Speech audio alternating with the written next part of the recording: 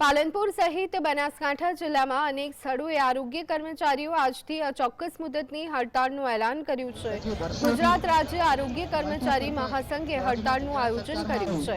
Technical કેડરમાં સમાવેશ અને grade pay સહિતના પડતર પ્રશ્નોને લઈ અને હડતાળ પાડવામાં આવી છે। રાજ્યભરના 25,000થી વધુ કર્મચારીઓની હડતાળના કારણે આરોગ્યલક્ષી સેવાઓ પર અસર પડી રહી છે।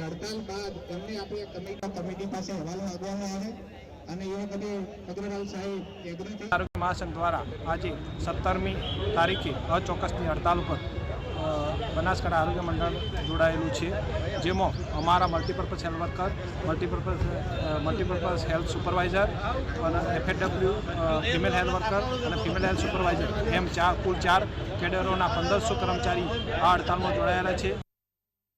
ચોક્કસ મુદત 17 તારીખે ચોક્કસ મુદતની હડતાલ પર છે। અગાઉ પણ સરકારના અમે ઘણી બધી રજૂઆતો 5 તારીખે અમે મહાસંઘના આદેશ અન્વયે અમે માસ સેલ પર ઉતર્યા હતા। 7 તારીખથી અમે 7થી લઈને 14 તારીખ સુધી અમે ઓનલાઈન અને ઓફલાઈન કામગીરી બંધ કરેલી હતી। એના પછી ના છૂટકે અમારે આજથી 17/3/2025થી અમારે ચોક્કસ મુદતની હડતાલ પર ઉતરવું પડશે। અમારે હડતાલ પર ઉતરવાનું એક જ કારણ છે કે અમારે સરકારે જે 2001માં જે કમિટી રચી હતી એ કમિટીનો હજુ સુધી પાલન કર્યું નથી।